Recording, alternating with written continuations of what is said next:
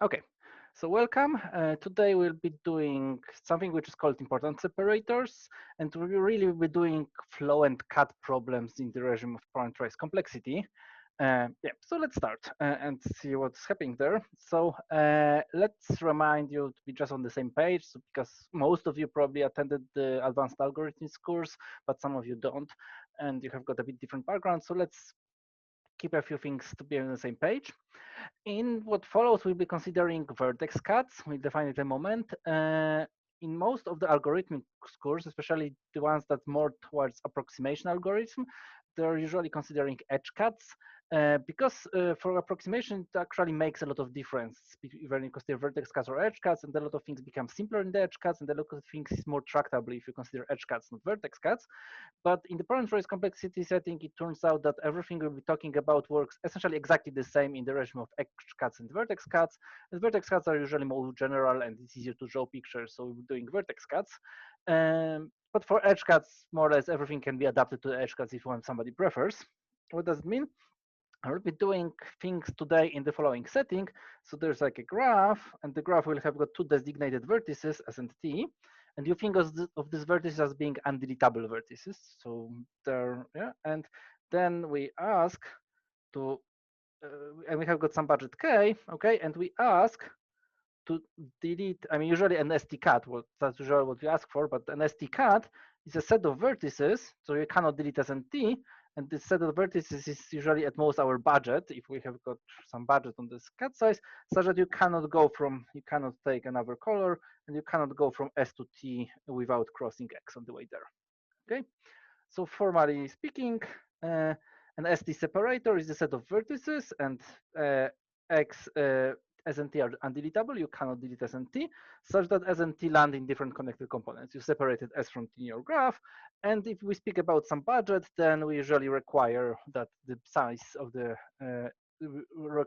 size of the cut size is bounded by some budget K, or sometimes we minimize the size of the cut. I mean, it will be clear from the context, but sometimes we have got some budget and then we care about like this cuts being of size at most the budget. Okay, so this is like our setting, and we will be talking about two notions of minimality of this set. There is the cardinality minimum, so like minimum size cut. This is something you probably know from the algorithms course, like they want the size cut of minimum possible size. And this is something that's sometimes studied on, I mean, on some advanced algorithms course, like for example, our Algorithmica. But also like we'll be thinking about minimal cuts, meaning inclusion-wise minimal, so that I mean all vertices are essential. Yeah? So like if you draw a picture, let's go back to our picture. We have got our sink and source and sink up there, and you delete some vertices. So you deleted some vertices to separate S and T, and minimal. So this is our set X. So minimal means that you cannot undelete one of these vertex. You cannot undelete a vertex and still be a cut, which means exactly the same as for every vertex from the separator. You can actually approach it from the S side, and you can actually approach it from the T side or in the other direction. So if you think about directed graphs, so this is okay, so I saw that I make here a small mistake. These are different connected components. This is like the undirected version, and the directed versions means that there is no S to T path in G minus X. Yeah? So you want to cut all the paths from S to T. Sorry for that. I see that I wrote it in undirected setting, but the directed setting is that I want to cut paths from S to T. Paths in the other direction can remain. I don't care about them. I want to cut paths from S to T. That's why S is called the source and T is called the sink here. Okay. So in this picture, I mean, this X is minimal if you cannot like undelete a guy and still be a cut, which means that every vertex from the separator can be approached from S without touching any other guy from the separator, and from any guy from the separator you can reach T without touching any other guy from the separator. Okay, so that means that you cannot undelete this guy. Okay, so this is yeah, so this is the notions of minimality we'll be using here, and yeah, so in this picture that I just drew here, okay, in this picture that we just drew here, is that okay that this part will be called this guy's reachable from the guy's reachable from S, and this part will be the guy's reachable towards T. Okay, So I wrote it in the here in the undirected setting. You can think undirected, but everything works in directed setting. In the directed setting means that, okay, I want the guys reachable from S. This is like reachable from S set, and reachable towards T, the guys from which you can reach T in and in the other setting, this essentially boils down to the connected components containing S and T. Okay, so this is like the cuts we are going to study here, and what most of you probably have seen on some algorithmic course is the fact that you can actually find minimum cuts in polynomial time. And this is the famous Ford and Fulkerson algorithm, which is now 60 something years old. And the running time of this algorithm is essentially like the cut size times linear in the size of the graph.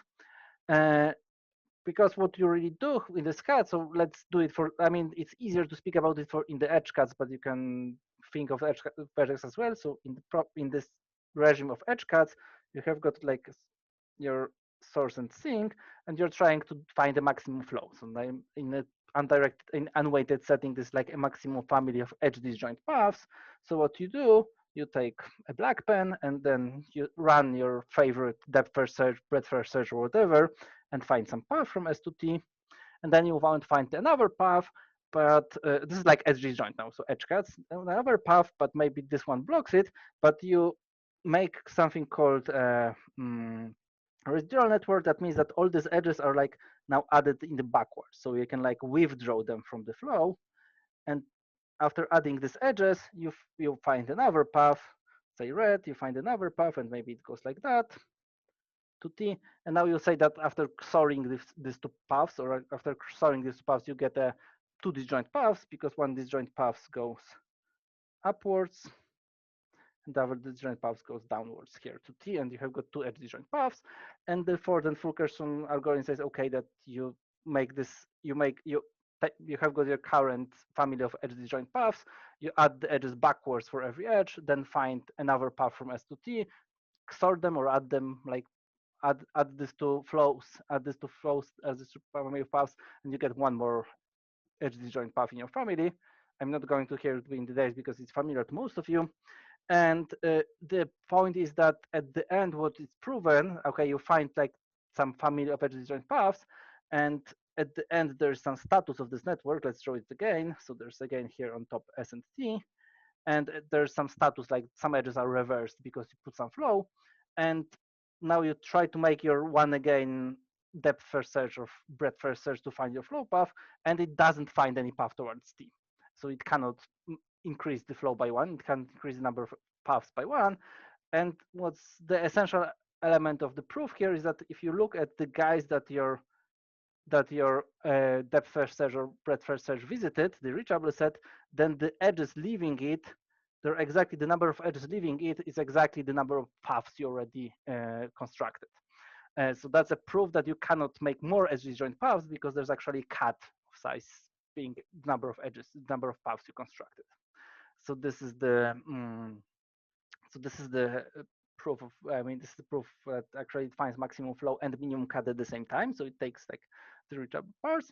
And this is for edge disjoint, and if you want vertex disjoint, if you want vertex disjoint, you look at some vertex in directed graph, look at the vertex, and you just split it into like inbound vertex and outbound vertex. Okay, so split into outbound vertex, inbound vertex, and you can think of these guys as being like infinite capacity, like the old edges become infinite capacity, or you can make many copies of them. And this edge in the middle, this new edge, let's make it of a different color, this new red edge in the middle, corresponding to this vertex V. So this is like V in, and this is like V out. This new edge have capacity 1, and cutting this edge is exactly as deleting vertex earlier. So you can reduce the vertex disjoint edges or vertex capacitated flow to edge capacitated flow, and use the Ford-Fulkerson in the original variant. So I won't use much of the details. How does the Ford-Fulkerson algorithm works? I want to recall some things for you, refresh things for the same page. So if somebody haven't seen this algorithm before, I recommend to looking into some notes from algorithms, for example, on Łukasz Kowalik webpage from the Algorithmika course. I won't use the internals here. I mean, the important part for me is that actually, I mean, I use one more property of this algorithm later, but the important property is that you can find minimum cut, and the running time is quite good. It's linear times the cut size. So if the cut size is the parameter, this is like k, and this is like linear in the graph size. So you have got linear in the graph size algorithm here times parameter, which will hide in this f of k part of the FPT algorithm. We'll get ahead here. Okay, so this is finding minimum cuts. And another property which you probably haven't, I guess that most of you have seen Ford Fulkerson, but probably less of you have seen something like submodularity. I want to prove this inequality.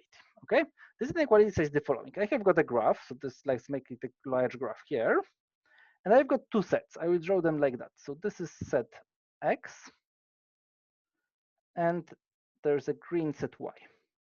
Okay, there's green set Y. Okay, so I have got these two sets, and I want to count how many neighbors are of set X. So the X have got some neighbors. So there are some neighbors of set X. Okay, maybe they're seen from a few edges. There are some neighbors of set X. Maybe there are some neighbors like that. Maybe there are some neighbors like that. Okay, so these are the neighbors of set X. Okay, and there are some neighbors of set Y. So this neighbor set Y, this neighbor set Y, this neighbor set Y.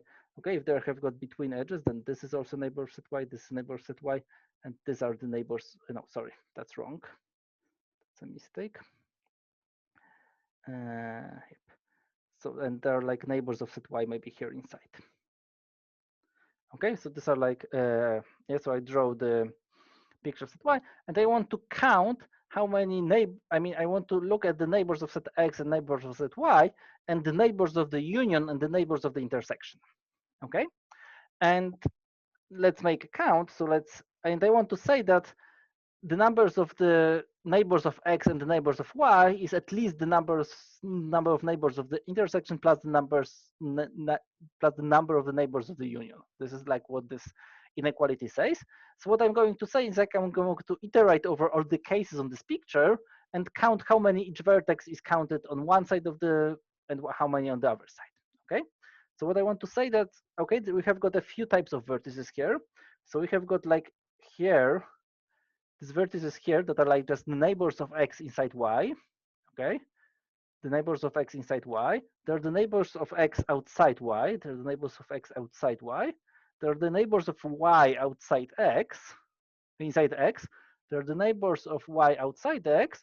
And there's just like, these neighbors are, there's this special case of these neighbors across. Like there's the neighbors, there's an element of X minus Y that has got the neighbor inside the elements of Y minus X. Okay, so this is like in some sense special case. And now I want to say the following: this guy here, okay, this is like the neighbor.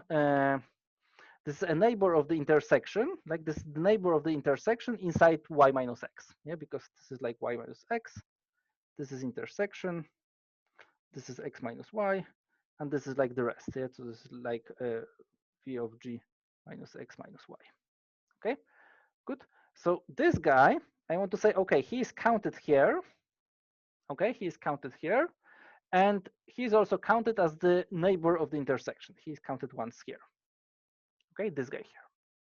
And symmetrically, this guy here, okay, is counted once here as the neighbor of Y and once as the neighbor of the intersection. Okay, so this is like the symmetrical version.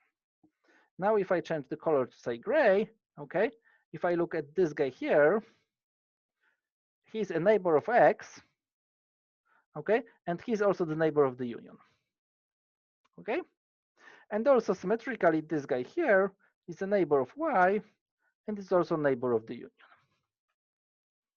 okay. The funny part happens if I take the orange guy and looks at the guys here, okay. This guy here, he's a neighbor of X.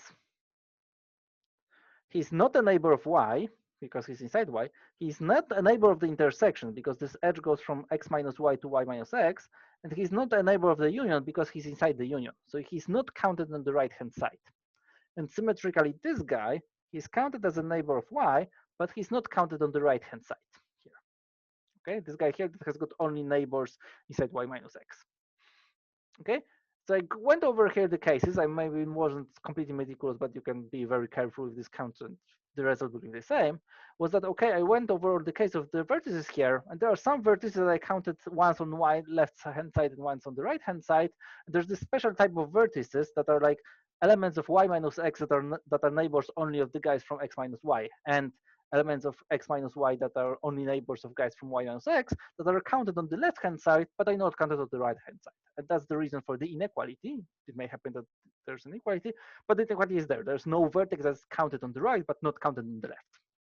Okay, so we proved this thing. You can also prove it in the edge variant, like the number of edges sticking out from the set is like has got the same inequality. Yeah, you can think of like the number of edges sticking from x from this number of edges sticking from y. It's at least the number of edges sticking from x union y plus the number of edges x union y, and this will be exactly the same proof here. Okay, so this is something, and what does it really mean for us? Because I want to think of as cuts. So I want to think of cuts. So the property, let's go back one page, no, 2 pages here, to this notion of minimal, guys. So I have got this notion of minimals, and I want to say the following statement. I want to say here that if x is an ST cut which is minimal, then x is the neighborhood of the reachable set from S. Okay, mm, this is the neighborhood. I mean, I did it in the undirected setting, but you can also do it in the directed setting, and like you need to care about directions like outgoing neighbors. But I did it in undirected just for simplicity here. But in undirected setting, you have got this notion that okay, if I have got a minimal cut up there, then I really need to be out neighbor of. I mean, you can think of out neighbor here in the directed setting. Yeah, I didn't need to be a neighbor of the things reachable from S just from this picture. Yeah, if I'm minimal, I need to be reachable from T, and I need to be reachable from S. And also, I have got that X is like N, like if directed grass is like the in of the reachable guys towards T. Okay, so I have got this property that like I'm the neighbors. So in some sense, you can think of the cuts. If I look only at minimal cuts, and in most sense, it don't make sense to look at minimal cuts. You can think of the cuts as like the neighbors of the reachable sets. So you can think of cuts, but you can also think of reachable sets and looking at what's the size of the neighborhood of the reachable sets, because that's the guys you need to delete for this guy to be a reachable set. Okay, so that's the reason why this submodularity makes sense for us. Makes sense for us. And yeah, so this was the proof. So what's the corollary here? I want to say that, okay, so if I think about, let's look at the minimum cuts. So I have got this picture that I have got S and T. There's this graph in between, and I look at minimum cuts. So there can be some minimum cuts which are like of minimum size. There's some notion of minimum cuts, and the observation as follows. Okay, if this is a minimum cut, okay, is this x1, this is really the neighborhood of the reachable set. So there's reachable set of x1 and the neighborhood of it. Okay, so this is the neighborhood of the reachable set. Okay, and now let's take the gray pen and let's look at this guy, which is called x2, and this x2 is really the neighborhood of the reachable set of x2. Okay, really the neighborhood of the guys reachable from S. Okay, and now I want to say the following. Okay, but now let's apply this thing. Let's apply some modularity to these sets. I probably should use different letters for this homology because they have got different here. But let's apply for this set. What does it mean? It says the following. It says now we have got that the size of x1 by size of x2 is greater than the neighborhood of the intersection of x1 intersection reachable S of x2 plus the size of the neighborhood of the union x1 union RS of x2. Okay, so what does it say is that says that okay, let's look at this area, this is the intersection, and let's look at this area, this is the union. Okay, and the sum of the neighborhoods of the orange area plus the neighborhood of the yellow area are at most which is like 2 times the cut size. Yeah, 2 times, I will call the lambda the cut size. Let's do it with black. 2 times the cut size. Okay, this is lambda. Okay, 2 times the cut size. Okay, 2 times the cut size. Okay, but the point is that this is also an ST cut. Yeah, because you can think of the following: if I have got some set that contains S, yeah, because this set contains S, and this set doesn't contain T. So if I have got any set in my graph and I just delete all the neighbors of it, and I mean, the set doesn't contain S, doesn't contain T also in the neighborhood, and it contains S inside, then this is always an ST cut, yeah, because I mean, this is the set, and I'm deleting all the neighbors, so there's no way of getting out of this. You start within this set in S, and then you want to go to T, which is outside the set, so you need to, at some moment to leave this set, and you're deleting the neighbor where you're leaving this set. Okay, we're thinking they were in the leaving set. So this is also, these two sets are also ST cuts. Yeah, so I've got two ST cuts which have got size at most to lambda, and lambda was the minimum size of an ST cut, was the minimum size of an ST cut. Okay, which means that these ones need also to be an ST cuts. These are like minimum ST cuts. These are minimum ST cuts because they're together have got size to lambda. Each of them is a ST cut, and lambda is the minimum size of an ST cut. So they really need to be an ST cut. So this thing on this picture is an ST cut, and this thing on this picture is an ST cut, like the neighborhood of the yellow part and the neighborhood of the orange part is an ST cut here. Okay, but now look what I had. I took two guys and I said, okay, the intersection of the reachable sets also give me a minimum cut, and the union of the reachable sets also give me an ST cut, a minimum ST cut. Okay, and that means that I can take the intersection of all reachable sets overall. Yeah, so I can take the following thing. I can take the, I don't know, calligraphic R to be the intersection over all minimum ST cuts X, the reachable set of X. Okay, I can take the intersection. There's a finite number of them. So what I want to say is that the neighborhood of this R is also a minimum ST cut. Yeah, because I mean, if you take two reachable sets and you intersect them, you also have got a minimum reachable set of a minimum ST cut, which means that hey, I mean, this is like the neighborhood of S is also a minimum ST cut. Okay, so this is a minimum ST cut, which means that there's a ST cut with there's like there's an ST cut with inclusion-wise minimal reachable set. Okay, there's one ST cut. You can think of them the minimum ST cut that's closest to S. Okay, that's so that this area reachable from S is as small as possible in the sense of inclusion-wise minimality. I mean, it's like these guys really need to be reachable from S in any minimum ST cut. Okay, and that's what's written here in Coralline words is that there's a minimum ST cut which has got a reachable set being the subset of any other reachable set for any other minimum ST cut. And you can do exactly the same analysis symmetrically, either flip the graph upside down or left to right, or look at the union inside of the intersection, like say, okay, but the union is also is also a reachable set for some minimum ST cut, so you can take its neighbors. So you can also find of R prime being like the union of all the RS over all X, and this will also be like the neighborhood of R prime will also be a minimum ST cut, and like the minimum ST cut closest to T with like inclusion-wise minimal reachable set. I mean, you cannot get more vertices into your reachable set. I mean, it contains all the vertices that possibly can be reachable for a minimum from S for a minimum ST cut. Okay, so what we proved here is that this minimum ST cut, if you think of this minimum ST cuts from up there, and you look at the sets of reachable, if you look at the sets of reachable guys from S, and you look at the relation with inclusion, like there's a partial order, okay, there's a partial, I mean, you have got all the minimum cuts, and you look at the reachable sets and you order them by inclusion, so this is a partial order. What we have proven is that there's a unique minimum element and a unique maximum element in this partial order. Okay, so these things really look like this partial order really looks like, let's go to the next slide just to have space. This order really looks like, I don't know, I like a diamond. Yeah, there's here this guy with minimal RS on the X, and this guy with maximal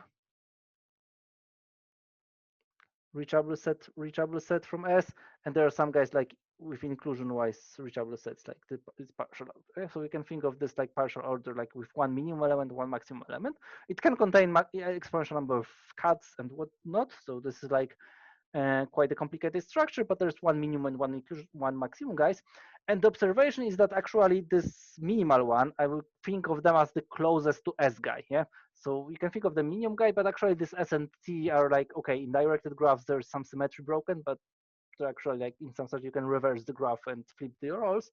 So it's better to think of this minimum guy on this picture to be like the S closest to S guy, or like S most one, like closest to S cut or closest to T cut. Yeah, these two extremal minimum casts. Okay. And if you look at the Ford-Fulkerson algorithm, this is another property I'm going to use, is that actually this guy finds the closest to S guy, because what it really does in this graph, if you look on the previous slide, it really like it finds this, takes another color, let's take this color, it finds this maximum flow, okay? And like, if you look at the closest, like let's say that this black guy is the S-most guy, then actually here, this vertices here, okay, they actually form a minimum cut. So you think about like, so if you look at this maximum flow that the Ford-Fulkerson algorithm finds, it actually uses these vertices here. So this last, when you are trying to look in the Ford-Fulkerson algorithm for the one more flow path and you don't find it, it actually can only visit these vertices here. It only can visit only these vertices here. It cannot go beyond the first minimum cut, the leftmost minimum cut, the closest to S minimum cut. So Ford-Fulkerson algorithm will find you the closest to S minimum cut, because I mean just like this whatever first search at the very end, it just visits everybody here and stops at the first minimum cut, at the leftmost minimum cut.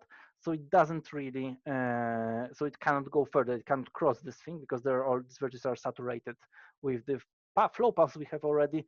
And yeah, so it finds the S most fast. And this is the property we're going to use. Yeah, that actually we not only have got this structure of this, the structure of this inclusion, but actually like the extremal guy is found by our algorithm of finding minimum cut. And of course you can like, okay, we found the closest to S, but you can flip the graph or flip the graph and find the closest to T guy without any problems. So the punchline here, and this is the thing I'm going to use about Ford-Fulkerson algorithm, what follows, is that the Ford-Fulkerson algorithm finds minimum cut in time size of the cut times linear in the graph size, and it will find the extremal cuts. I mean, I can assume that it finds me the two extremal cuts, the closest to S and the closest to T1. Okay, so that's up there. Yeah, so that's what we can. That's all I want to use about Ford-Fulkerson algorithm. So if somebody haven't seen this algorithm, don't stress. I mean, it's good to understand it anyway, but this is the properties we're going to use of this algorithm here. Okay, now the properties as follows. Now let's look at the graph. So I want to have got this S and this T, and I have got my sausage graph, okay? And there's this, like, I don't know, some cut, okay? Say I found some cut, this is some minimum cut. Some minimum cut, okay? And, but say this budget has of size lambda, which is like less than K, and my problem asks me, I don't know, for some cut of size K of between S and T or for something else. I don't specify the problem here, but say we're looking for some cuts, and still this budget's a bit larger. Okay, so we can pay a bit more. And okay, so we have got this minimum cuts, and they're like, I don't know, there's one unique rightmost, one unique leftmost. And the question we're going to ask, hey, what can you get more? What's the space of not minimum cuts, but cuts that are slightly larger? Yes, so I don't want to pay lambda. I can afford to take an orange color and cut maybe something more. But what's the space of like slightly larger cuts? Because sometimes it makes sense to pay slightly more to get some more properties. We'll see examples later. Okay, so the question we're going to pursue now is like, okay, the space of slightly larger cuts is probably more complicated, but how much complicated? And what can we say about here? And the space is actually quite complicated, but the point is that the structure of extremal guys, like closest to S and closest to T guys, will be actually quite well organized, and that's what we are going to explore. Okay, that's the property we're going to explore here. That the space of the like extremal guys is actually quite well organized. It's not a unique guy any longer, but they're well organized. Okay. So I want to define the following properties. So I want, so in instance, let's think of us as being like, okay, this is like a country. We're going to divide between here's us and here's our evil brother. And we want to separate this guy, and we want to like put some border between us. Okay, so we want to put the border. The border will be like some x. Okay, so the size the size of x is like the number of border stations, or some the amount of fence we are going to spend. So we want to have got as small x as possible, but on the other hand we want to so this is our capital, this is our brother's capital, but on the other hand we want to have got as much terrain as on our side as possible. Okay, so what we are going, and the terrain is like non-homogeneous, so that it's not like there's one vertex per one vertex. We want to have got like inclusion-wise minima as large as possible. Maybe there are some areas which are more fertile than the other, so we don't compare easily the two different parts of the graph, but but the cost of the cut, the number of border stations, is the number of vertices. Okay, so what I want to say is that if there's a cut x1 and there's another cut which will be, I say, orange, which is like here, it gives us more space. So our country, if we put the border on x2, our country will be larger, inclusion-wise larger. So like really, there's no land of negative value. Will be really better, but we pay less for the border. The number of border stations we want to put is smaller or not larger. Okay, so we say that okay, the boundary on x2, the border on x2 is better than the border on x1. We write it like this once, if we get bigger country, like inclusion-wise larger country, by not paying more, by not building more border stations. Okay, so that's the definition. So this is like, you can think of like, okay, we're trying to decide which border do we want to draw here on the map, and which borders are we even considering. We're only considering like this property maximal guys. Yeah, we're only considering the guys that are maximum in this by this partial order, because if somebody gives us the red x1 boundary, we say actually the orange one is always better. You have got not more border stations, and we have got strictly larger country, inclusion-wise larger country. Okay, so this is like what we are going to think of. It. We're going to say, okay, what are the candidates for a good border here? What are the candidates for border? And good candidates means like maximal in this sense. So we want to grasp as much country on our side, and controlling how many border stations we want to put there. Okay. And this is the definition of importance separator. So importance separator is the reasonable choice for a border in our country.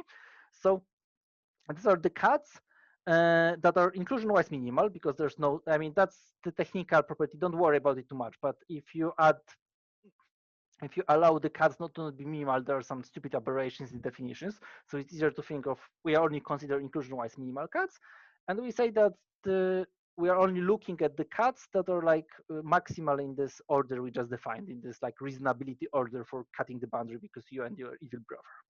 Okay, so you're so you are cutting, and the importance separator is exactly like the one of the reasonable choice of the boundary. So you cannot like buy, the intuition is that okay, you cannot buy not spending more on border stations, you cannot get inclusion-wise strictly larger country on your side, on the reachable from S side. Okay, so this is there. And the main observation now, which I'm going to tell you, is that actually there's a very simple algorithm that enumerates all of them. Okay, so I want to enumerate all possible or reasonable boundaries of your country. Okay, I want to enumerate all possible boundaries of your country. And the first observation is that however you draw the boundary, if it's an important separator, okay, first the observation. If you want to, let's try to be as mean on the number of border stations as possible. Okay, let's try to be as mean as border stations. That means that you want to draw, the X wants to be a minimum cut, a cardinality minimum cut. Yes, so you have got your S and T. And if you want to spend as little as possible on the border stations, you're going to pay like the size of, this is like the number of the maximum flow size. So you want to spend the minimum cut. Okay. And the observation is that, okay, but we have got this picture from some modularity a while ago that, hey, there's the leftmost minimum cut, there's the rightmost minimum cuts, and all the other minimum cuts live somewhere in between. Okay, these are the minimum cuts, but there's like the leftmost one and the rightmost one. Okay, and the observation is that, okay, for every minimum cut, X is worse than XT, because they all have got size lambda, and XT is the union of all reachable sets. I mean, it has got all the union of all the reachable sets on the S side. Yeah, it has got the inclusion-wise maximal, like maximal size of reachable set from S. So this is the only important separator of minimum possible size of size lambda. Okay, this is the only important separator of size lambda. Good. So there's one important separator of size lambda. We are good. Okay. The second observation is that let's draw on this picture another. So let's draw another separator, call it Y, and let's say that it lives, for example, here. This is another separator. Okay. Good. This is another separator, and now I want to write inequality between the reachable set of this guy and the reachable set of Y. Let me do it on top, just to be on the same slide. So I want to say that the size of xt plus the size of Y is larger than the size of the neighborhood of the reachable set of xt union the reachable set of Y plus the size of the intersection, the neighborhood of the intersection. Okay, so this is submodularity for this red cut. Let's do it thicker for the red cut and for the blue cut. Okay. Okay, and this, and say that Y has got, okay, so this is size of Y plus lambda. Yeah, because xt was a minimum cut. The size of x plus lambda. Okay, now I want to say the following. This one is of course at least lambda. Okay, the intersection of so this is this part. This is this.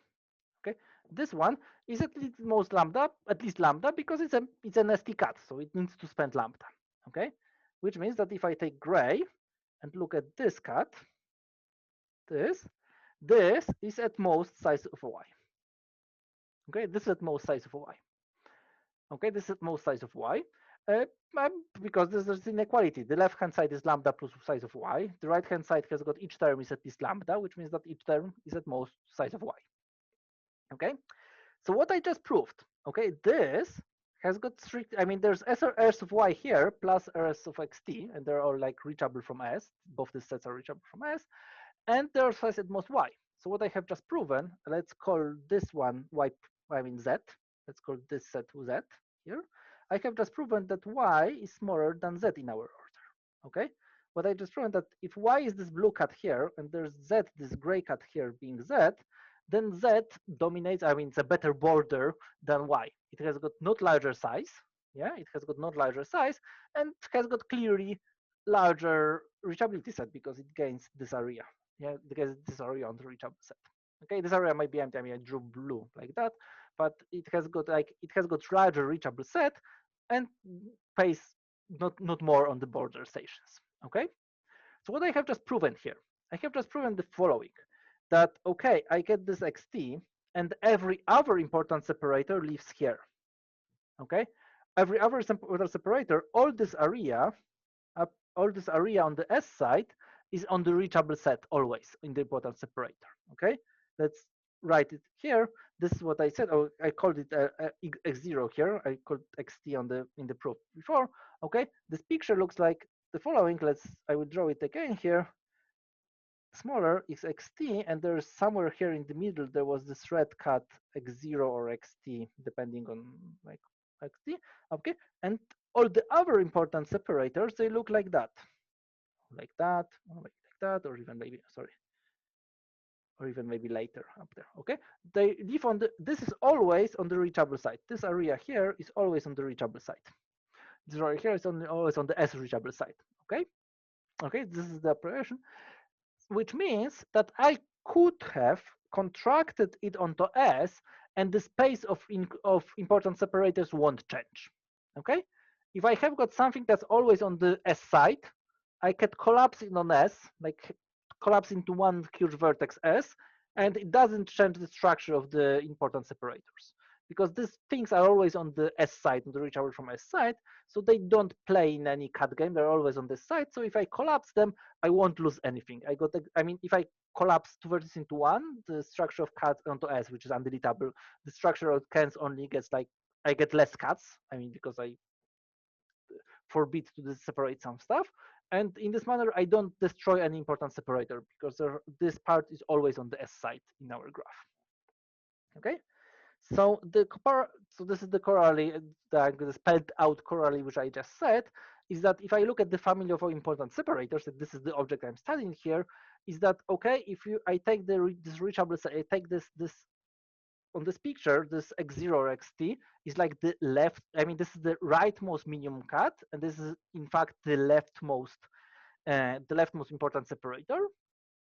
And if I take the reachable set here and contract it to S, I won't change the space, the family of all important separators. Okay, and this is what's happening here. Yeah, so I could if I want to enumerate all important separators, I can start with the following preprocessing step. I look at all the, I compute the rightmost, the t-most minimum cut. This is the first important separator, and I contract the reachable set onto S, because this reachable set will always be on the S side. So I contract it onto S, and I have got simpler graph. And so the picture now looks like I have got my S, I've got my T, and my red cut, the minimum cut, is just the neighbors of S. This is the only minimum cut. If I contracted everything onto S, I destroyed all minimum cuts except for this ones. This is now the important operation, and x0 is the unique ST minimum cut. Okay, because there was the rightmost minimum cut, and I contracted everything onto S, so this is the only minimum cut that's left in this picture. Okay, this is the only minimum cut, and this is the important separator. All the important separators live somewhere here. And yeah, and I'm still in the process of finding them. So let's try more. Okay. So we have got the picture that we have got this. Okay. So we have got this picture up here that we have got S, we have got T, and we have got these neighbors. I will draw them like that. So we have got these neighbors of S. These are the neighbors of S, which is x0. And this on one side, the T-most minimum cut. So this is the unique minimum ST cut. And this is our first important separator. Okay. And now remember that I want to enumerate. I want to look at the space of all important separators. Okay. So let's look at another important separator. Okay. And let's pick, okay, let's maybe do the following. Let's take an orange color and let's pick one vertex here being the neighbor. Okay, let's pick one vertex here being the neighbor. Okay. And I have got important separators that contain this. So they may be a gray important separator looking like this. Okay, that contain you. And the observation is that, okay, if I now delete you from the graph, the remainder of the gray thing remains an important separator. This is something that, okay, I'll augment it. So the observation is as follows. If U is in my important separator, if I delete it from the graph, the remainder of my separator remains an important separator. Okay, let's try to prove it, or like hand wave why this is true. Yeah, so this is the proof, like if U is in my important separator, then what I'm going to prove here, then X minus U is an important separator in G minus U. Okay, if I have got a vertex that's my important separator, if I delete it, the rest of my separator stays an important separator in the remaining graph. Yeah, why is it so? Like, assume this is not the case. So there's actually, after I deleted U, there's actually another separator, which is like better. So it's like, I know, so X hat, which is like, which is better. So I need to draw which is better than X minus U in the graph G minus U. Okay, what does it mean better? That means that it leaves more on the reachable side of S, leaves more on the reachable side, and has got not larger cardinality. Okay, and I want to say that this really implies that X hat, if I add back U to the separator, that this dominates X in G. Yeah, so adding this U back doesn't change the reachable set. The reachable set stays the same. So the inclusion of the reachable set is exactly the same, Okay, and the cardinality inequality is the same because I added back u here and I added u here. Okay, there's nothing fancy here. So what I said here is that if I have got a vertex in my importance separator, and if I delete this guy, then the remainder of the importance separator stays importance separator in the remaining graph.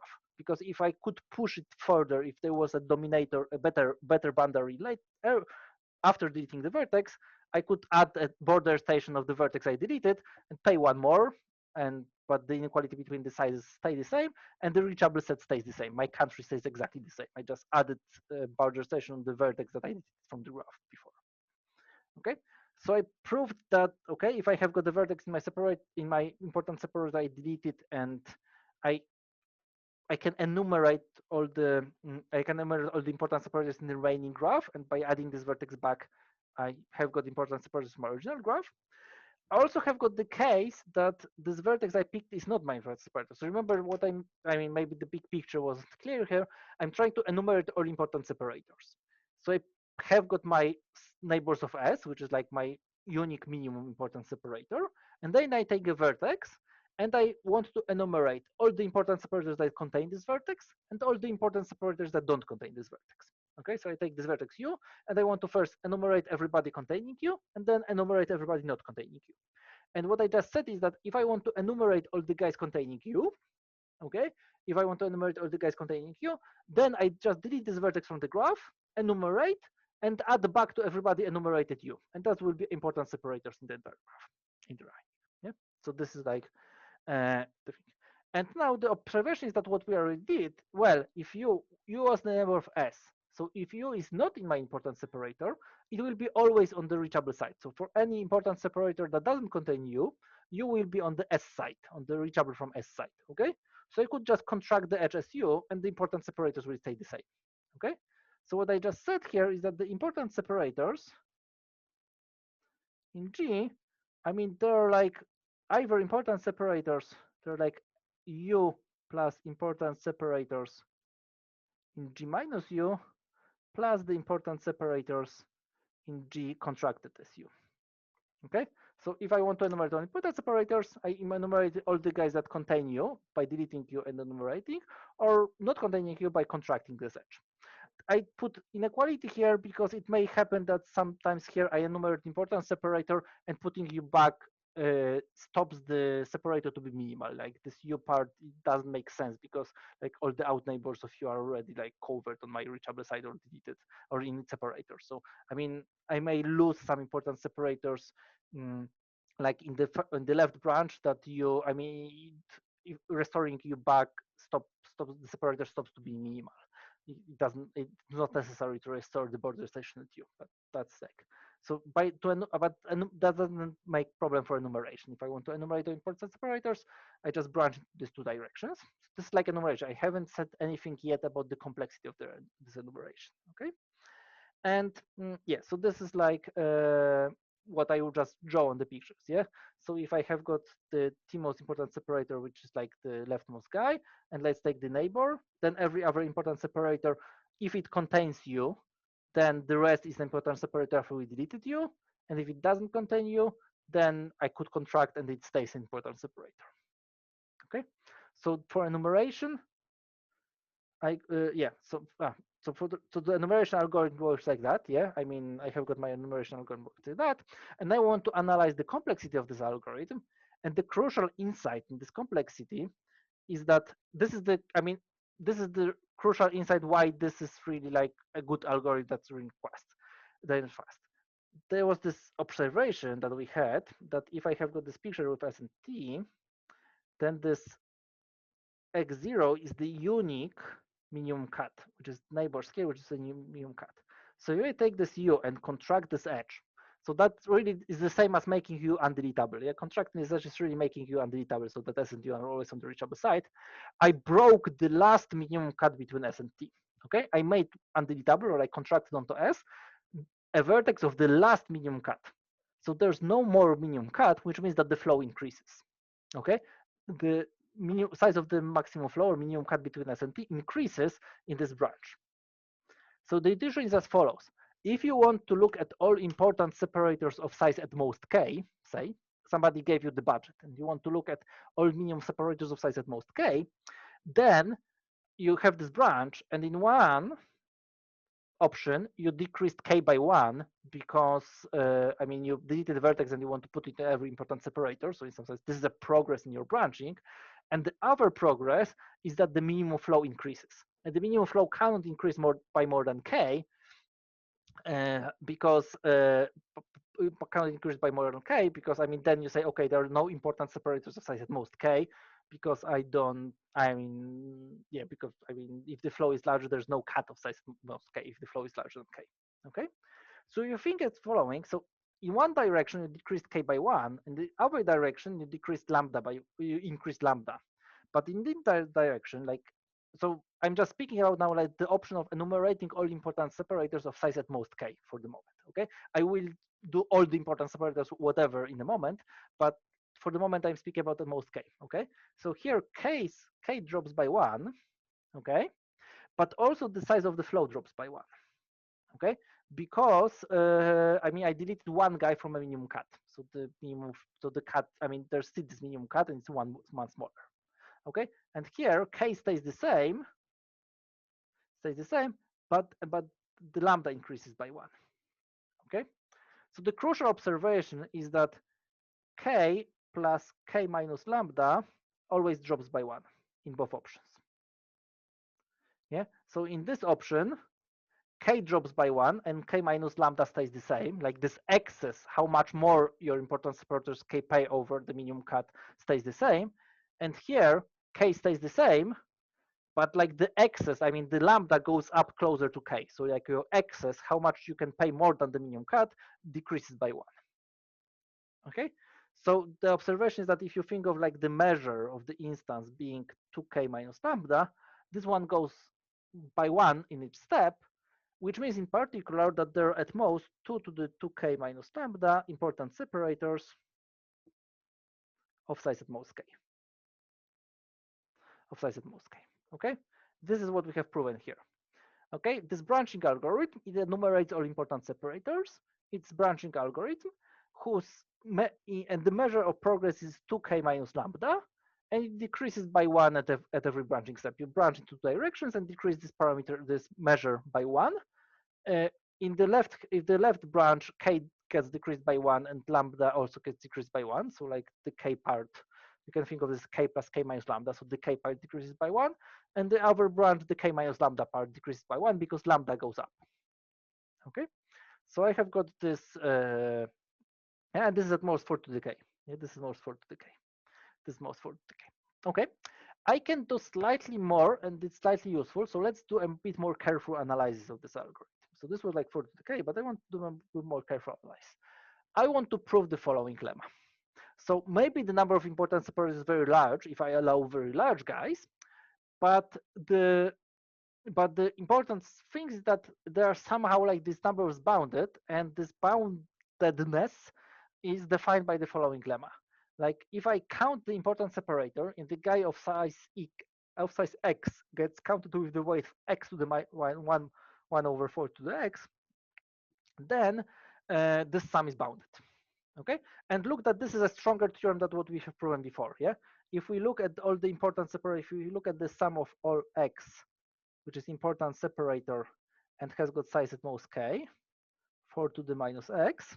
Okay, this is the one hand smaller than 2 to the minus lambda, 2 to the minus lambda, but on the other hand, okay, I mean, I could just do 4 to the minus k times the number of them of size at most k. Yeah, the number of important separators at most k. I mean, I counted all of them, and this number of them is like, I mean, each one of them contributed at least 4 to the minus k to this thing. So now if you multiply it, you have got like the number of important separators is more than 2 to the minus lambda times 4 to the k, which is what we had on the previous slide. Okay, so this is like a stronger statement. I mean, the proof is essentially the same. We'll do it in a moment, but this is like a stronger statement that also says that you can think of the following: if you enumerate important separators, there are at most 4 to the k guys of size at most k, but like the smaller guys use more space. So like a guy of size k minus 1 uses 4 times more space. A guy of size k to the k minus 2 using 16 more space. It uses like this space of 16 important separators. So if you've got a smaller number of smaller important separators, they like use the space, use more space in your like the entire space of like important separators. And this is useful for the analysis. We'll see it later during this lecture, that actually like we'll use this inequality to have a tighter analysis of our algorithm later. Okay, good. So let's do the proof, and the proof is really like the proof is like, okay, sorry, the proof is here, will be here. Okay, this is really like exactly the same analysis we have before. Yeah. So what I'm just doing here, like let's do induction on the size of the graph and all the parameters we have here, and the base case. This is the base case when you don't have vertex u. So I have cheated on the previous slide. I said let's take the neighbor of s, but what if there's no neighbor of s? That means that actually S is separate from T. The minimum cut size is 0, and this guy is the only important separator. Okay, because I mean the reachable set from S is always only S. So this guy, the empty set, is the only important separator. So we stop enumeration at the moment. Okay, so this is the base case, and the base case you can check. Okay, this is 2 to the 0, so this is 1, and we enumerate 4 to the 0, which is 1, and 1 smaller than 1. We are fine. Yeah. This like there's one important separator being empty set, so there's one in the sum, and lambda is 0, so this 2 to the 0 here, we are happy. So this is the base case. Okay, so in the induction step, we have got this S and T, and we have got this neighbors and this vertex U here. Okay, and what we have got, well, what we want to have got like the sum over all being important separator for to the minus x. Okay, so we split into the sum. I mean, we split the branching into two cases, containing u and not containing u. So let's do it. So this is the sum over this x that contain u, and the sum over this x that don't contain u. Okay, good. So this is like, I mean, I broke into this piece, and now I want to analyze. The first one, I mean, I want to like put this u in front of it. Yeah, so I want to put it in front of you. So I want to say the following: this is 1/4 of the sum over this x that contain u, but that will be 4 to the minus size of x minus u. Yeah, so I removed this u from x. Okay, remove this x from u, and the second part of the sum is that okay? The second part of the sum is that yeah. So the second part of the same stays the same for the moment. Yeah, and now I want to use the induction hypothesis. Okay, now I deleted the graph here and I contract. So now I want to say that this is contained in the important separators in G minus U. Yeah, so I want to use the induction hypothesis on G minus U, and then the lambda is one smaller. Okay, the lambda is one smaller because I deleted one vertex from the minimum cut. So the first one, there's this 1/4 up front, and this will be 2 to the minus lambda plus 1. Yeah, because the lambda gets down by 1. Okay, minus lambda plus 1. Okay, and the second option, okay, and this is important. This is contained in this is contained in the important separators in G minus after contraction SU. Yeah, so I contract SU.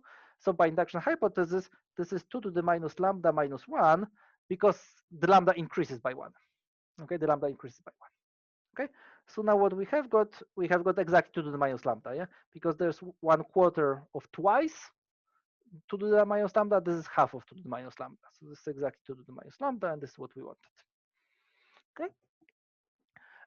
So this is exactly the same. This is like the careful version of the analysis from the previous slide. There's no more engineers. This is like the careful way of doing it, and like extracting, squeezing everything we have from the analysis from the previous slide, and getting this lemma, which in particular has the corollary that there are most 4 to the k guys of size at most k, but it's slightly more delicate in the sense that it says that smaller important separators use more space in like the space of all important separators. There can be on fewer of them. And okay, so this is the proof. the corollary is like what I said, is that, okay, the number of guys is at most 4 to the k of size most k, which is what we have shown already on the previous slide. But the important part is that the enumeration algorithm really will run in this time.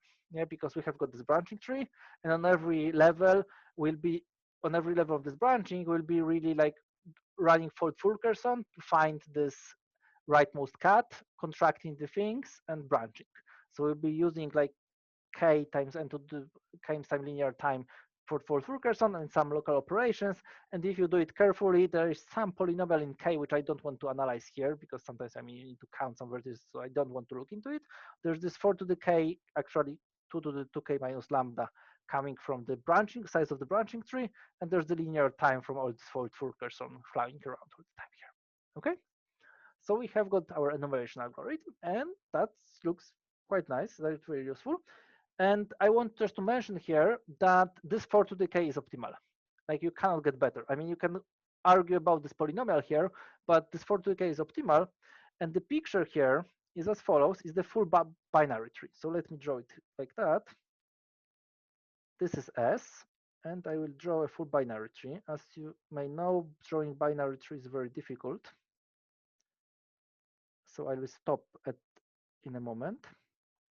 So I'm drawing the full binary tree here of depth roughly k. Think of like k plus 10 or k plus 2. I think k plus 2.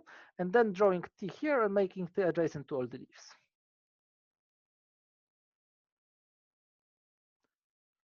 So now I'm drawing 16 edges, which is very difficult. Okay, this is my picture.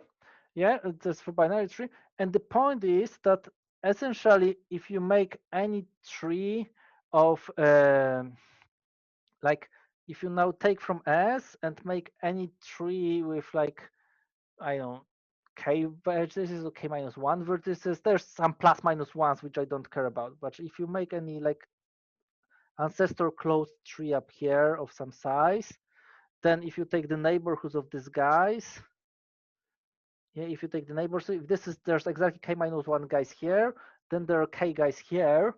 So for any set, and this is an important separator, like if you try to move it to the right, you will pay more, because if you go, every time you go down in this binary tree, you pay one more vertex. If you grow your country, this is our country, if we grow our country by one more vertex, we always pay one on the boundary size here. Yeah? If I just enlarge it, for example, here, I will need to delete these two vertices on the boundary, not not by having one more vertex. Yeah, so this is like if you take k minus 1 guys on our reachable side, then we have got boundary of size k, and all of these guys are important separators. They're incomparable between each other, and there is like, if you look at what's the number of binary trees with k minus 1 vertices, rooted binary trees, this is some sort of Catalan number, maybe k minus 1 Catalan number or something like that, because you can phrase them as like parentheses extension. I mean, this is something that's most of you have seen on some moment or some discrete mouse, so I don't want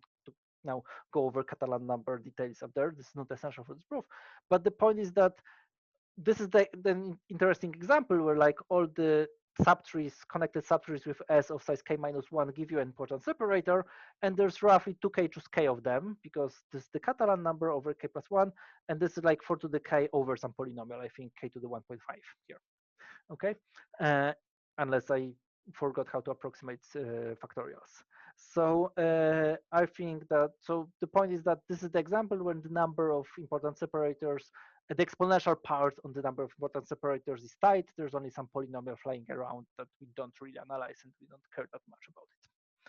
Okay, yeah, so, and if you look at the algorithm here, the algorithm behaves like this branching really like enumerates all these trees. Yeah, you take this vertex and either you cut here or you extend this tree to more vertices and pay one more in the boundary size. So if you look at this branching algorithm, like exactly like visits everything in the, like it's exactly the algorithm of enumerating all binary trees of size at most k. Up there, if you look. Okay, good. So this is like about important separators. We're left with 22 minutes. So it's good to use our new knowledge, because so far it was floating in the air. So I want to solve the following problem. I want to solve the problem which is called multiway cut, undirected one. So I've got a graph. And there's now no more S and T. There's like T1, T2, T3, maybe T4. And what I want to do, these guys are called terminals and they're undeletable. And I want to delete some vertices from the graph to separate them from each other. So I want to delete at most k vertices from the graph so that these terminals are different connected components. So I'm separating every pair of them. So for two terminals, this is a polynomial time solvable problem because this is like just minimum cut between two terminals. But for more terminals, it's actually NP hard. So actually with like t equal 3, it's actually known to be NP hard. It's actually quite a non-trivial reduction, but we don't go into this detail. So actually, cutting between like three-way cut is actually already NP hard. Two-way cut is a maximum flow minimum cut, and for three-way cut, it's actually NP hard. Okay, and for more, it's even harder. Good. I mean, it's also like NP hard problem, NP complete problem. Okay, good. So this is like the multi-way cut problem, and now I want to prove. Now I want to use our knowledge. So what I want to do, I want to take the cut size as the parameter and show an FPT algorithm for that. So because they're like it's already NP hard for 3 terminals, so taking the number of terminals as a parameter doesn't make much sense.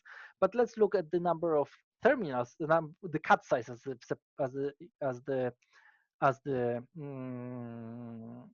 our parameter, and let's try to solve this problem. So the main observation here, which is spelled out, but let's draw it, is that, okay, I have got my graph. Let's put one terminal here.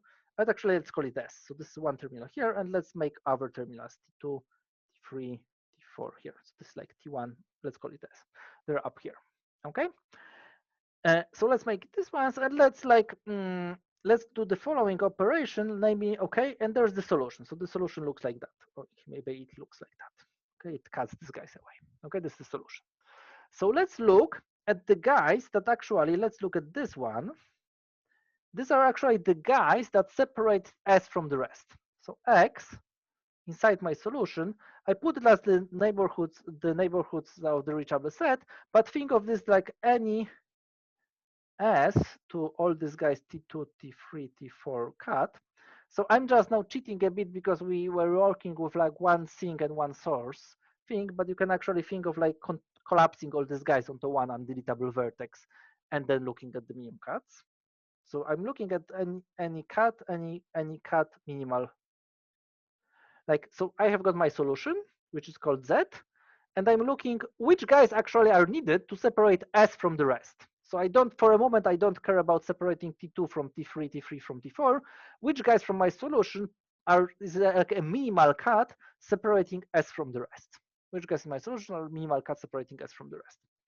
Okay. And so this is some X at X. It's smaller than this was. And the observation is that, hey, actually, maybe S is our favorite terminal, and we want to give to S like the maximal set. So the observation is as follows. If I take a violet color and assume that there's actually another cut, which is like X prime, which has got this property, yeah? So that means that X prime is smaller than X, not larger than X, but the reachable set of X is inside the reachable set of X prime, okay? And now I want to say the following. I could, in my red solution Z, I could have undeleted X, but delete X prime. I could replace X with X prime, okay? This is a non-trivial observation. Why? Why could I do it? Well, because first, the cardinality is simple. I undeleted X, but deleted X prime. So in total, I delete not more vertices because I deleted not more the vertices than I undeleted. So I undeleted some number of vertices, and the rest killed some vertices, maybe less of them, but maybe the same number. Okay. So like the new solution is smaller, the new Z prime is not larger than the previous one because the number of guys I delete is not larger than the numbers I undelete first in the first place. So that's fine. The other thing is that because I grow this area reachable from S, the point is that this reachable from S area grows. Yeah. And now, okay, now the question is, okay, but we did something, maybe it's no longer a solution. Okay. And the point is that we couldn't have broken the solution by just enlarging the reachable set from S. Why this is so? I mean, the formal proof may go as follows. Well, assume that the new thing, the z prime, is not a solution. Assume that the z prime is not a solution. Well, that means that you can take a gray color. You can take a gray color and actually find a path. Okay, there cannot be a path from S to another terminal because that's a separator between S and another terminal. But maybe there's actually a path from, say, T1 to T2 to T3 remainder. Okay, but because this path, because Z was a solution beforehand, this path really needs to go through X. Yeah, it needs to visit one of the undeleted vertex, because otherwise, I mean, it was killed. This path was killed before. So a path that may survive between terminals need to actually visit some undeleted vertex here. Okay, that's no longer deleted. But this path is on the reachable from S side. Yeah, because it was like this was the boundary of the reachable set. It was the minimal cut, and we pushed it forward. So this guy is on the reachable from S side, which means that this gray path needs to visit this violet area, needs to visit X prime, because it needs to leave at some moment the reachable set from S. Okay, so it needs to visit X prime, so it's actually killed.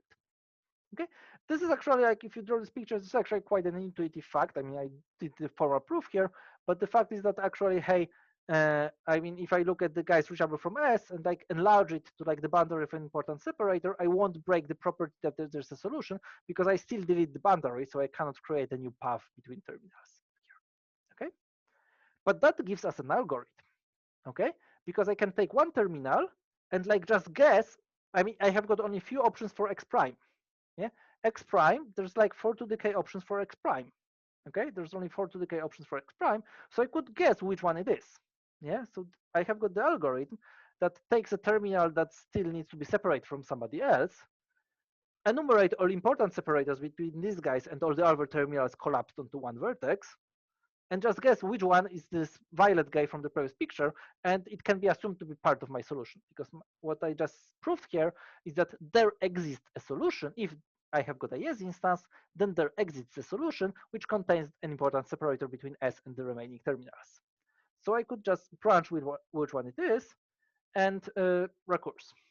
Okay, and okay, I add these guys, so I can delete them, decrease budget by this, and uh, and and like recurse on that one, on the remainder. And if the budget gets down below 0, I don't have anything.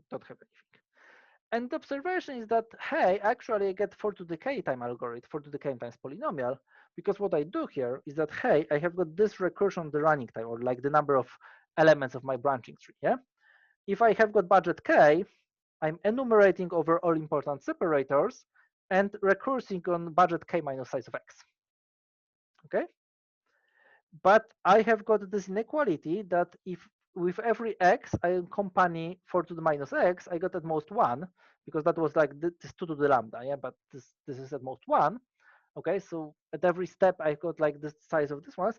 So you can actually prove by induction from this ones that the number of leaves of the recursion is 4 to the k.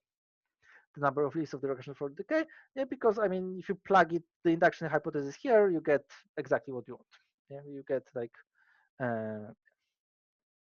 you get I mean, you get what you want. Okay, so this is yeah, because like if you get this ones, then this is yeah. Okay, I won't do the calculations here. It's like it's you can say, okay, this yeah, and this is okay. So let me do it. This sum of x by induction hypothesis 4 to the minus x, 4 to the k minus size of x. So this is 4 to the k times sum over x's, 4 to the minus size of x, and this is most 1. Yeah, so this is most 4 to the k. Yeah, so the number of leaves of the recursion is most 4 to the k here. Okay, so this is this one. So we have got an algorithm for multiway cut running with times some polynomial times linear in the graph size.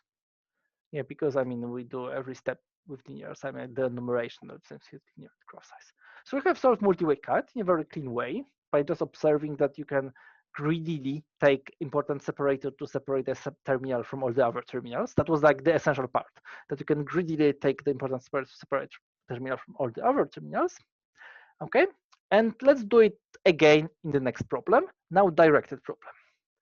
So another problem is directed feedback vertex set, which is a bit strange problem to start from because it doesn't contain any terminal.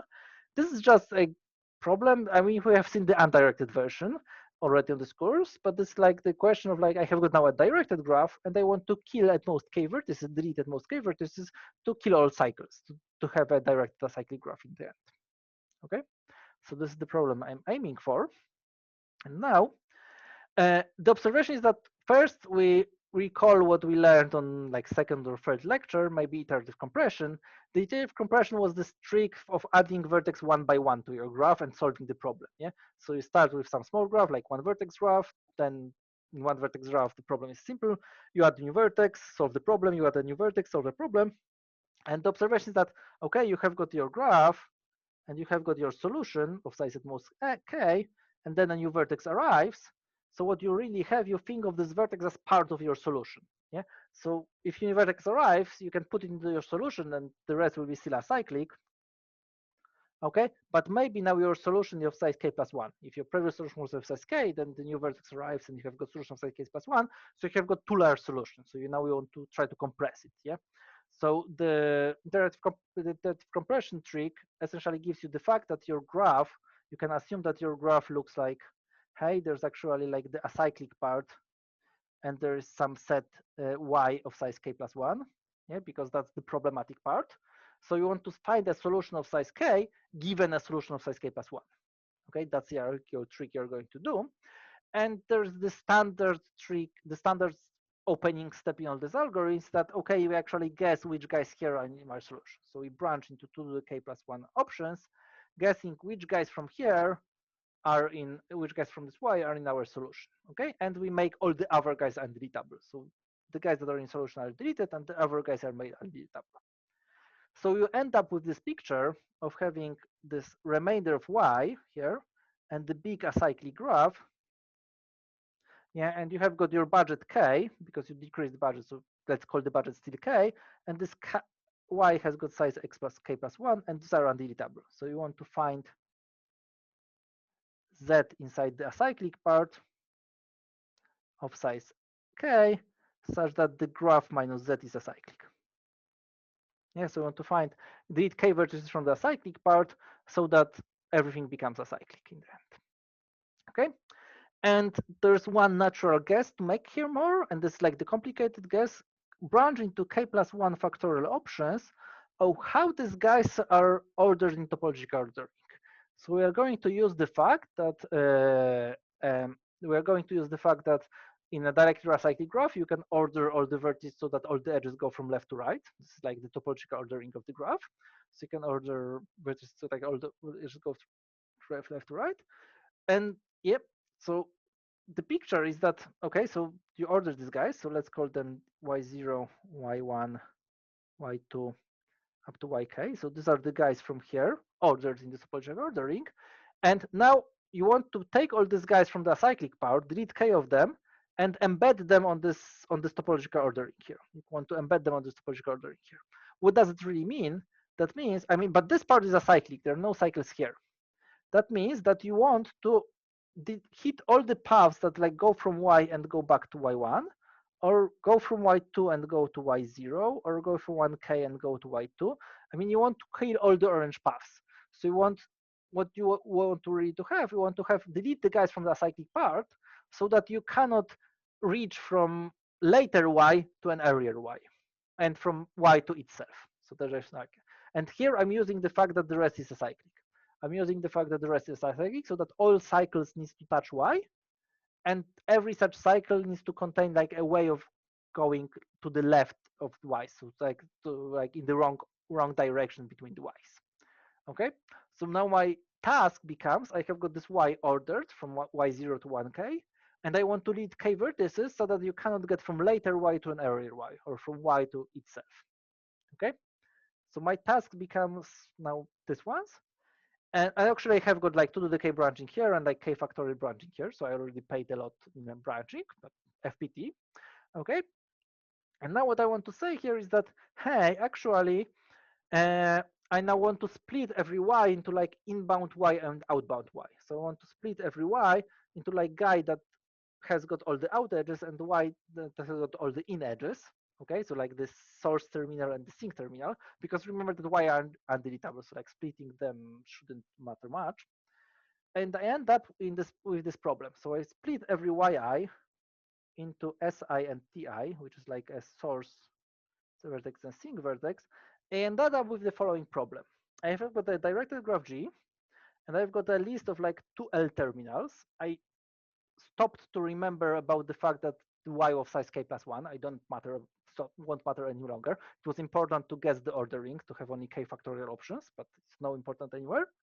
So I have got these terminals, and I want to cut all the paths that go from a later terminal to an earlier terminal, from later s to earlier t, or the same integer is also considered later here. Okay, so the picture was, you can draw this picture as follows. You have got this S1 up to SL on top, T1 to TL on the bottom, and you want to kill all paths that go in that direction, and also like that. So you want to kill the paths going from Si to Tj for all I at least j. Okay, so I reduced directed feedback vertex set to like a number, actually like something like 2 to the k times k factorial times n, because of the iterative compression, calls to skew multicut, calls to the problem of skew multicut. Okay, and yeah, so I'm going to solve this problem in FPT time, and that will give me an FPT algorithm for directed feedback vertex set. So let's go for the last slide. So I'm solving this problem, and like the critical insight, I mean, we're going now to do exactly this, I mean, very similar trick with the what happens with the what happened with the multicut before. So let me do S1, S2, S3, and SL at the end, and T1, T2, TL at the end. And the observation is that remember that I want to k Si to Tj for any writer than j. So the point is that I need to kill SL from everybody, from every t. So this path needs to be killed. I need to separate SL from all t's. Okay. So let's look at the solution. So there's some solution, say orange. There's some solution orange, which is complicated. And there is some subset of this orange part, some subset of the solution called X, that is actually responsible for separating SL from all the T's. Okay, there's a minimal separator between SL and all the T's. Okay, and the observation is that I could assume that this guy is an important separator between SL and the rest. Because if I undelete all these guys, if I look at the other important separator X prime, that's like behind him, so it's not larger but gives more reachable from S, then and undeleted these guys, but deleted these guys, I again get the solution. Yeah, because the argument is exactly the same. If I take a green color and suddenly there is an S path to some guy earlier, okay, if the new path that was forbidden appears, then this path needs to cross one of the undeleted vertex, but now this undeleted vertex is reachable from SL, so it's separated from all the T's. So you cannot reach any T in particular, like the one you want to reach from S3. You cannot reach from S3. Okay, so the observation is that the separator between SL and all the T's, you can always push him to the important separator. So you can do exactly the same algorithm as before. Look at this algorithm, look at SL. If SL is already separated from all the T's, drop SL and go reduce L by 1. Otherwise, guess an important separator between SL and the all the T's, delete it, decrease budget by the things you deleted, and recurse. Okay, so this is the algorithm. So algorithm guess important separator between SL and the routers, and recurse on the rest. And now SL gets separated from everybody. TL doesn't need to be separate. TL needs to be only separated from SL. So and you can also you can drop SL and TL and recurse on the remaining guy. And you have got again the same analysis as before. That gives you 4 to the k times linear time algorithm for this problem. So directed feedback vertex set now runs, I mean, so there's this linear factor from here plus the iterative compression factor. So this is like n times n plus m. There's this k factorial from guessing the order of the y's, and there's 4 to the k. I mean, if you think directly, it's like 4 to the k from here times this 2 to the k from the guessing there.